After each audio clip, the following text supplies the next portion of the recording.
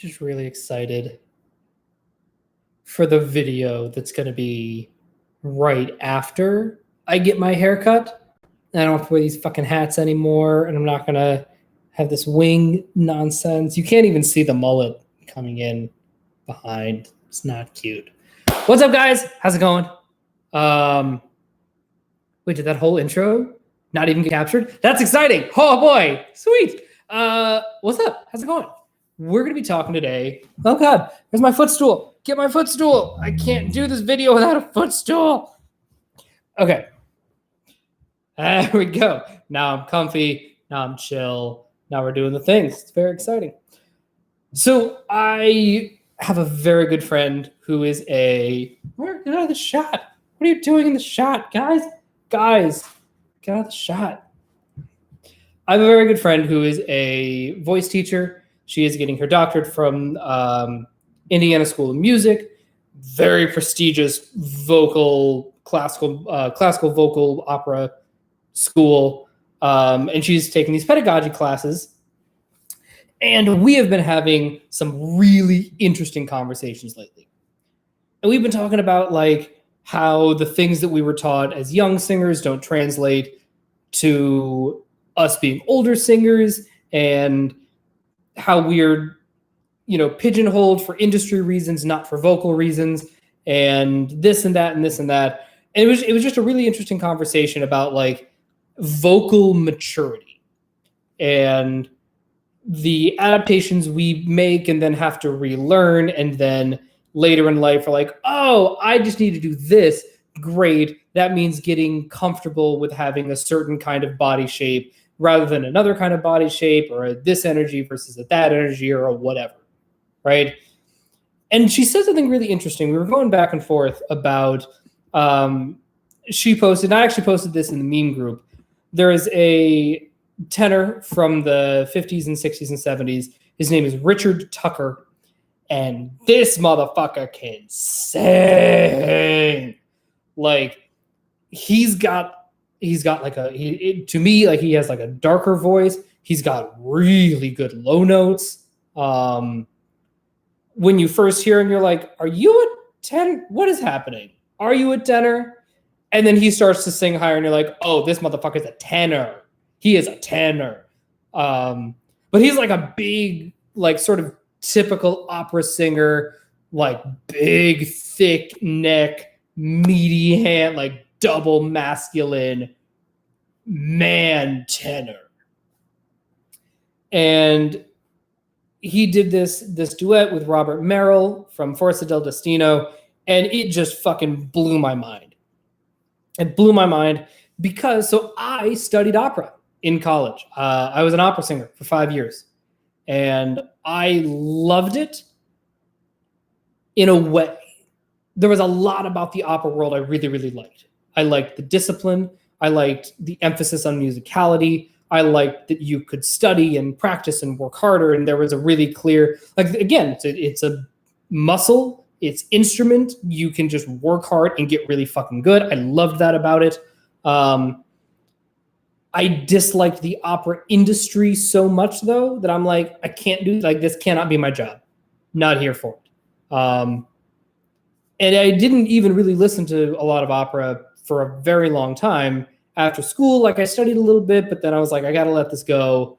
It's not, I need to move in a vocal direction. I was dealing with some emotional stuff, whatever. Again, just like, you have a lot of, when the thing that you love is also engulfed in some amount of trauma and discomfort, when you recognize that trauma and discomfort, it can be hard to then revisit the initial thing that you loved while you are still working through that trauma and discomfort. And so for a number of reasons, which I will not get into here because they're not OP related, I was like, you know what? I kind of want to revisit some opera. And it happened at a very opportune time that my friend Ann posted this video, fucking blew me away. And I was like, oh, wait, this is what a tenor can sound like? I didn't know that tenors were allowed to sound like this. Okay, great. If this guy counts as a tenor, I am vastly more comfortable calling myself a tenor. Because there was a while where I was like, I think I'm a baritone. I don't know what my voice is doing. Really what it was, I just wasn't singing with any amount of body. Again, demon masculine sensory is just going to be living from the neck up. And also like Midwest prudishness is also going to make us live from the neck up. That's a whole different story. But like I was so disconnected from my whole body that I was singing in a way that wasn't sustainable. I had really good placement and a really good sense of acoustics, but like the amount of body and sound I could pour into the voice, it just wasn't that much because I was never encouraged to build those muscles. Again, apparently what I found out is that women's voices, like women vote, the default for women's voices is low contact with the vocal cords, and with men, it's all chest. It is meant, it like our vocal cords are thicker. They are meant to be a little bit hammier. Again, at scale biologically, and so in training a woman's voice, it's all about bringing the chest into that and filling out the sound. For men, you go in the opposite direction. You take the fact that men are supposed to speak in chest voice all the time as a given, and then you slowly start to work the head voice into that. But I approach it from the angle of like, I don't have a lot of body to begin with, so I weirdly needed more chest. Like I needed to have gone the other direction. Whatever, that's not the point. The point is, I was singing rep that wasn't great for me, and I was singing art songs and leader in keys that were not great for me. And also in choir and also in whatever. I don't, when I am like, again, when I'm connected to my body, when I'm relaxed, when I'm not up here, when I'm not fucking manic Aziz Ansari trying to run around and like live in Savior Blasty land, like when I'm actually relaxed, when I'm talking, when I feel comfortable and at home and like, yes, my speaking voice isn't that high. Like in terms of the actual pitch of my phonation, it's not particularly high. It's bright. I have a very bright voice, but it is not a particularly high voice. Like my natural speaking voice isn't actually up here. That is a thing that I learned and was cultured to cultivate. It was this very high, pingy, sort of very up kind of voice. Again, for a number of reasons, because fucking the Midwest and racism and not needing to not appear threatening to other people. It was a whole fucking thing of bullshit. And so now I'm like, okay, great. I am now starting to get a sense of what my default speaking voice actually is. Cool. Let's lean into this. Let's work on it. What does this make me? I don't know, but let's, muddy our way through it. And I heard this guy, Richard Tucker, and I was like, oh, fuck. I don't know if that's like the end game, but like whatever he's doing is not outside the realm of possibility for me energetically. Like, again, he's got like big old fucking masculine sensory energy about him. Like there's so much masculine energy just radiating from him. Even though he has like, he sings lots of high notes.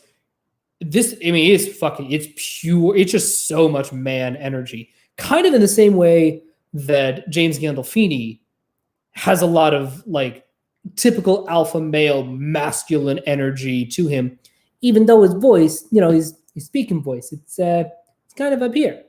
He does not have a particularly low voice, but his energy is so fucking alpha in like, again, in the double masculine sense.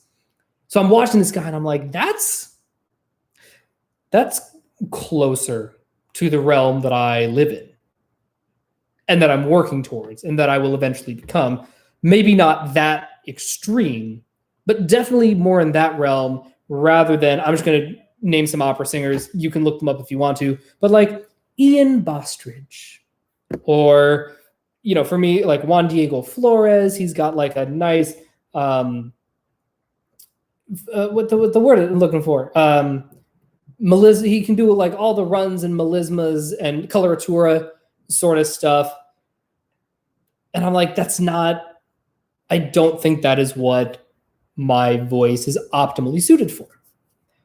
And so I was talking to my friend Anne about this, and we're talking about singing in choirs and singing in vocal rep and all of the bullshit that institutions put on us as singers to serve their own needs, right? The needs of the choir, the needs of whatever, or even just like, oh, you are a young singer with a bright voice that isn't low.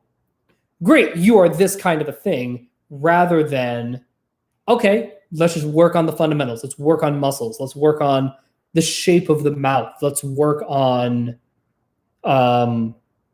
expanding the chest. If I were to, if I were to go back and like redo my whole vocal, whatever, the first thing that I would tell Raja at 18 is like, just fucking start going to the gym. Just start going to the gym. You need to connect with your body in a big way. Because what's going to happen is if you don't connect with your body, your body's going to connect with you in times and places that you maybe don't want it to. So like, learn to, like, you have a lot of masculine energy, Raja. You just need to acknowledge and own that and actively develop it and not let it sneak up on you and bite you in the ass, right? Obviously, I wouldn't do that because that would ruin the whole space-time continuum thing. You can't tell your past self things that they would know that would affect the future. It's a whole fucking thing. But like the next generation, right? That's a big thing that I encourage people to do. It's just like, get physical. Whatever kind of working out you like to do, like singing is a very physical sport. Anyway, I digress slightly. But what we were talking about is like what key to sing things in and what kind of rep we should be singing and how to train and how. It's very cool. She's very, very smart. But what she said is, I'm gonna, we were talking about where is this? There it is. Okay, so I'm just trying to find the clip of the conversation. So, we're talking about the different voice types within, the opera world. But she says that, look, all we can do is change the shape of the vocal tract. Even then, we are constrained by the length of the vocal tract. We can extend it by puckering our lips a little, but that won't turn a coloratura into a dramatic soprano. We get what we get. And I think that that's a really important lesson to take into OP. That like, so I am currently of the school of thought that we have 4 main functions that we use. I do not subscribe to the 2-function model. I understand it. I think that it is probably very trackable at scale. But I think that it is most helpful to think of it, let me put it this way. If you are coming at OP from a personal development viewpoint, right? If your goal of OP is personal growth and grow and give and that side, and not the tracky, science-y side of things, I think it is extraordinarily useful to think of yourself as having 4 saviors, right? Because what that will do is that will already prime you to want to use all 4 of your functions, because that's the goal. The goal is to use all 4 of your functions in concert with one another. Just to extend the musical metaphors, because I don't know how in fucking 2 years of doing OP, I haven't seen this before. String quartet. Guys, it's we all have a string quartet inside of us. right? We have violin, violin 1, violin 2, cello, violin, viola, cello, violin 1, violin 2, viola, cello. I Can has music. Oh boy, yeah, right. So you had 2 violins, a viola, and a cello. So sure, you can think of it as like, these are my 2 violins, and I like these people, and blah blah blah. Well, yeah, and you're missing fucking half the board if you don't like involve the viola and the cello. You're gonna have this really tinny, half empty sound to your quartet. All 4 of them matter. But to bring it back to this concept of phonation, because the metaphor, she's a lead NI. We're nothing but metaphors. It's amazing. What she said is, I think there's a kind of a perception that you can hard work your way into the most extreme voice types, and you just can't. I am not going to be a Tony Robbins savior masculine sensory dude. Like, that is not how I am built. However, I am also not a demon feminine sensory. Like, I don't have feminine sensory. And no matter how much I try to like feminize, I'm throwing around a lot of buzzwords here, but like no matter how much I try to like feminize the sensory and how I interact with it, like these keys, like if there's a set of keys, like I'm gonna pick up the set of keys. Like I'm very like punchy, shovey with the sensory. I'm never gonna like gently glom up the keys and slide them in. That's just not me, right? And no matter how, like, I can get to there in a little bit of a way, but like, I'm never gonna be this like. There's a guy who works out at my gym who's an ex-dancer, and he is the most graceful motherfucker I've ever seen in real life. And he's obviously a former dancer, and he is like this graceful, feminine, sensory, like sinewy armed, strong fucking swan human. And I'm like, that's rad as shit. That ain't me. So within all of this, we started talking about like what key to sing songs in and like just how to think of ourselves as people navigating the world in the context of other people and recognizing like we have things that we bring to the table that are awesome and wonderful and special, but their awesomeness and specialness happens in contrast to other people and other things. Like it doesn't happen in a vacuum.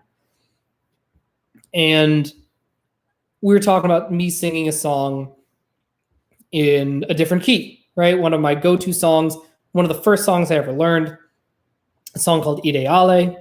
It is in the key of A. That's the key that Pavarotti sings it in, but it's in a number of different keys. I was like, what if I sang it in G, a lower key, an easier key, while I am still figuring out what my voice wants to do, like what it really wants to do? Let me turn down the difficulty for a second, just to see. And she's like, yes. Also, like, easy is good.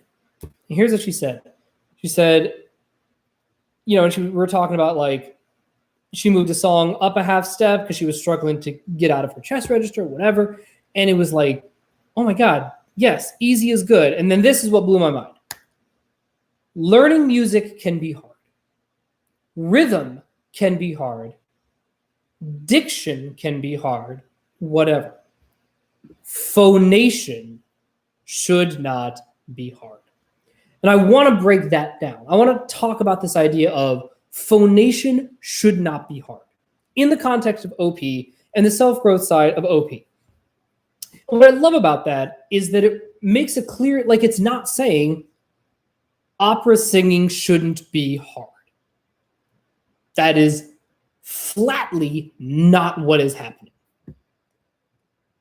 But not every component of a thing that you're working on should be hard.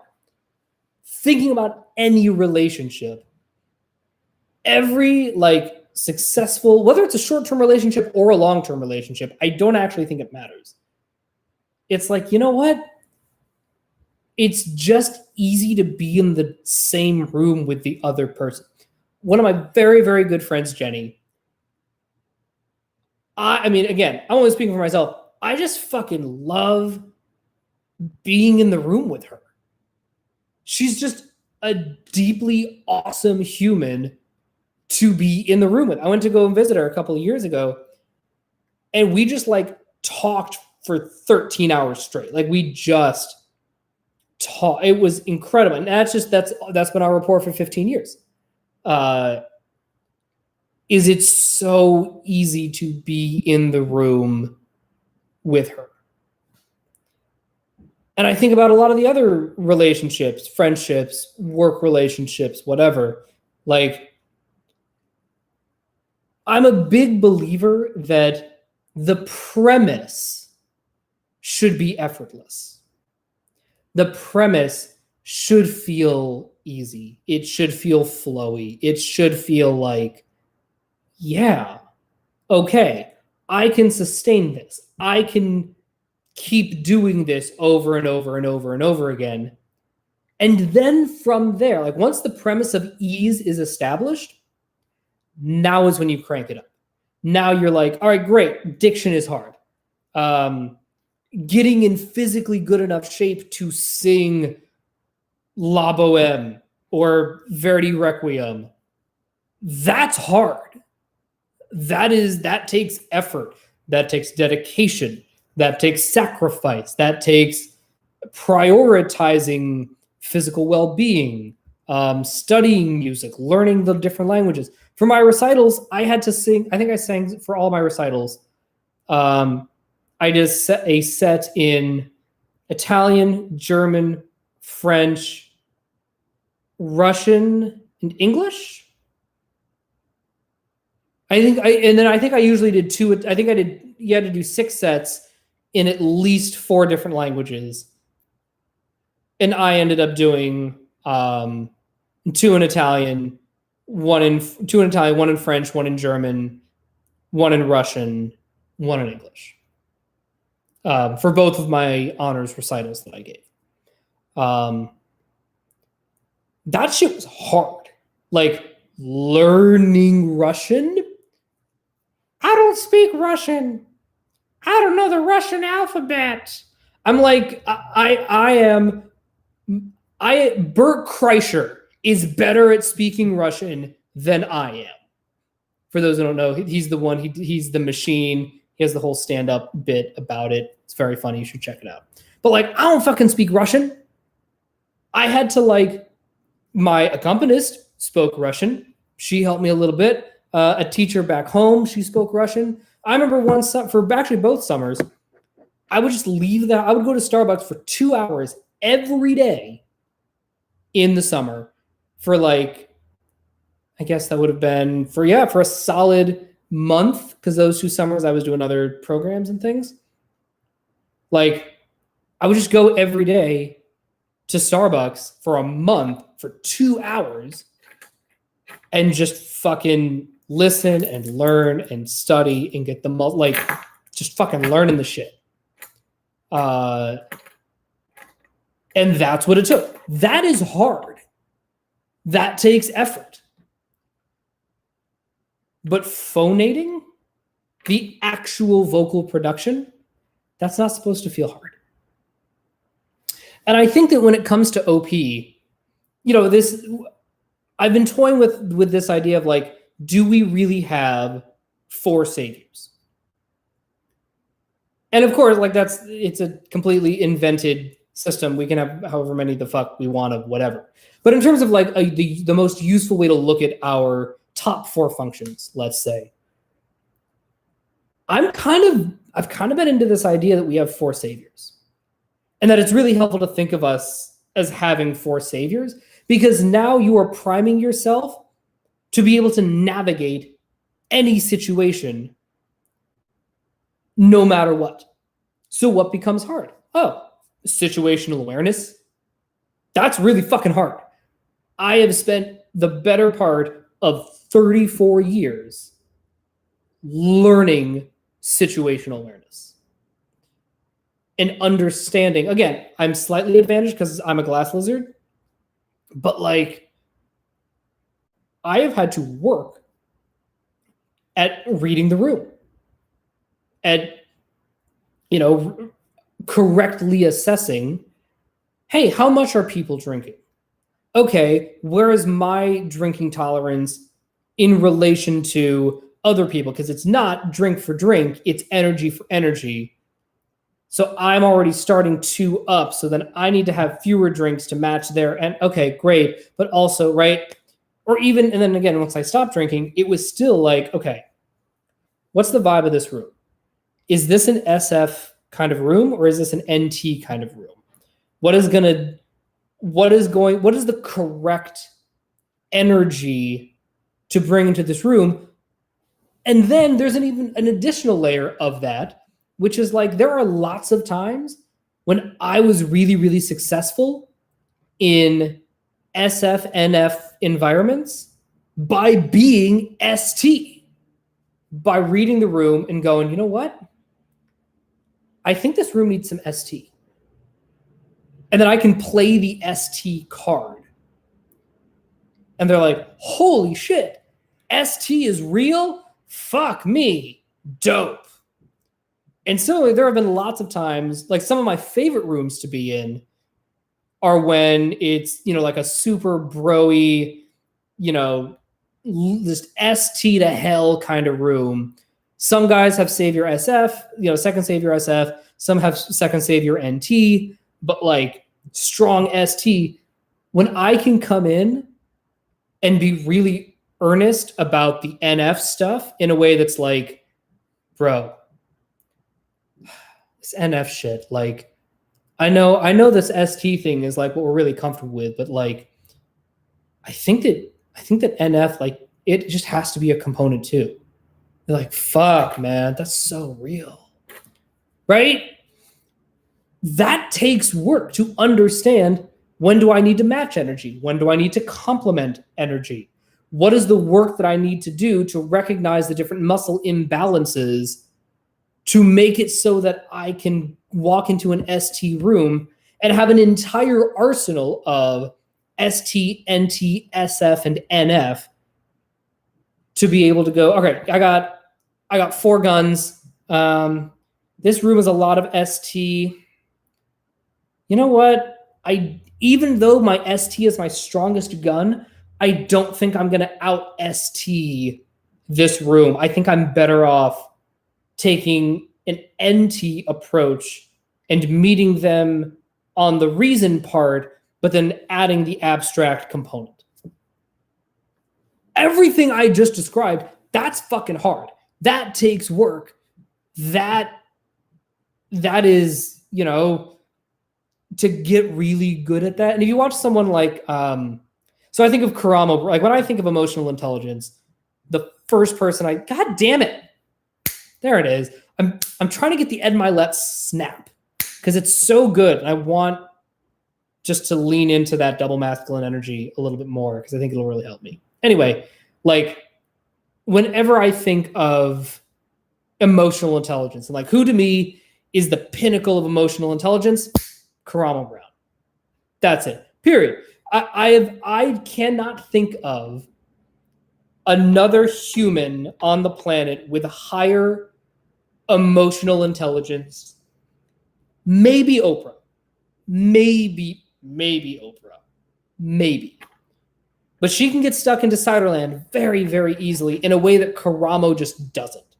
I see him as being sort of in the Darren Brown realm, where he's like a Sleep Last INFJ-ish. Again, I haven't typed him. This is just watching him.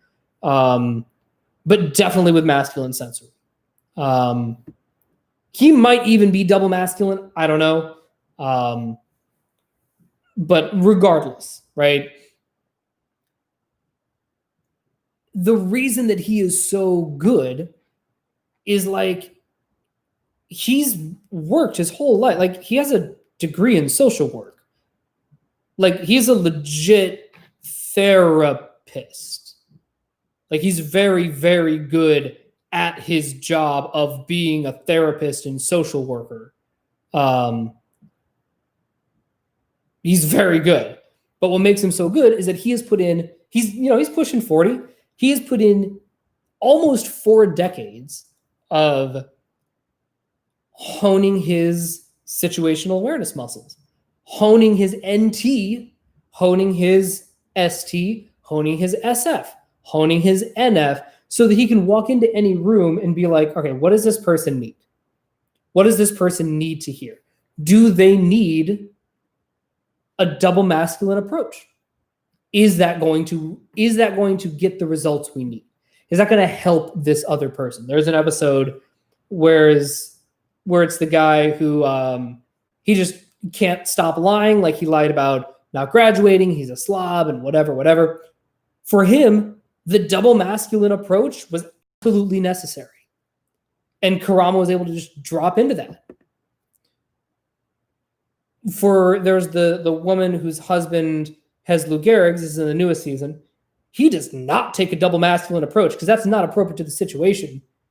He takes a much more gentle approach and a much more like gently guiding hand of like, I'm going to point you in this direction.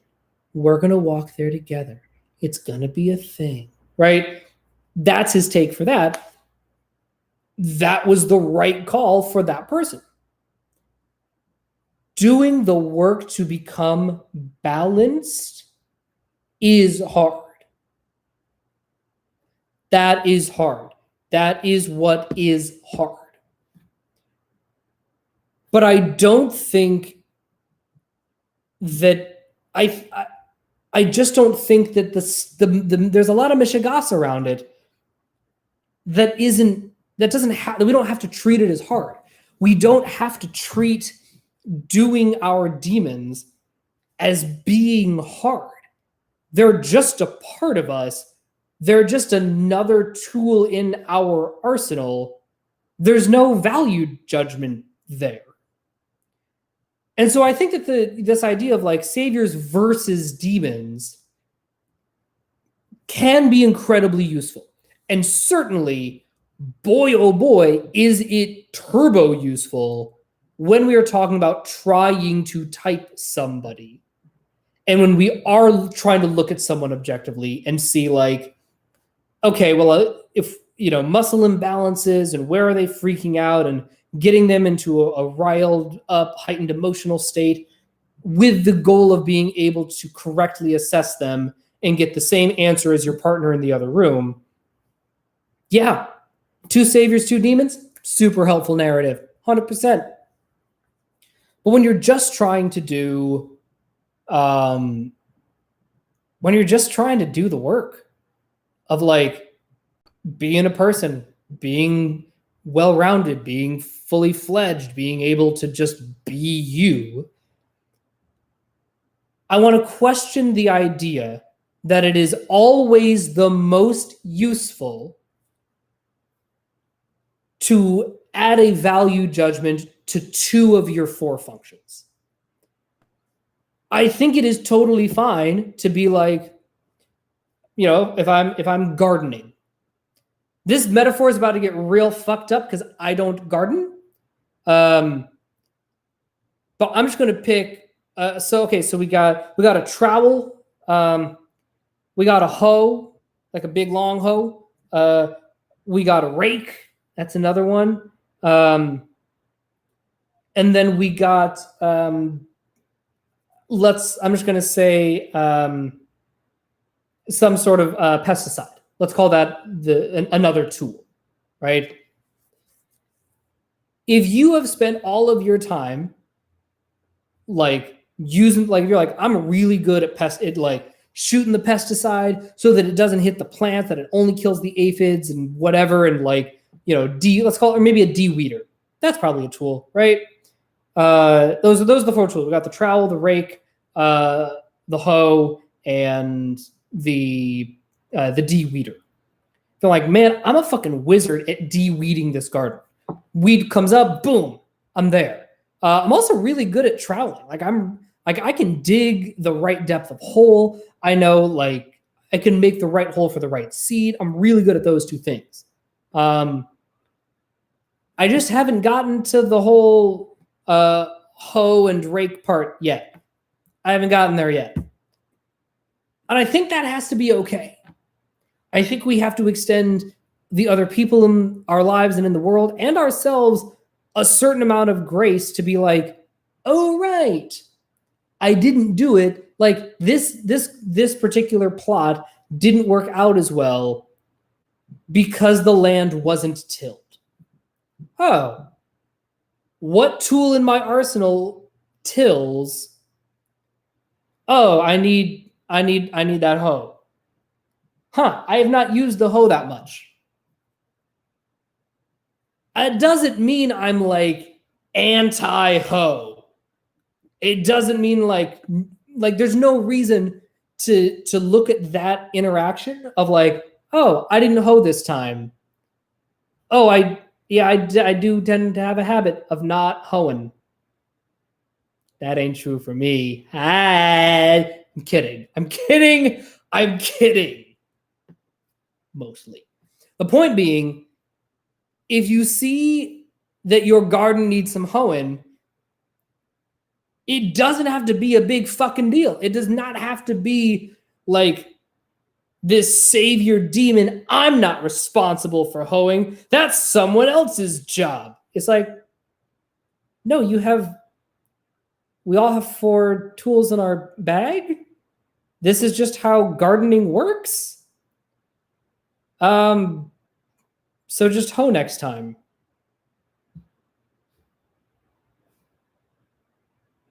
And part of what sort of inspired this whole video was actually something that Shannon said that I very much agree with, in the whole idea of it's human nature to make things not want to be a big deal, right?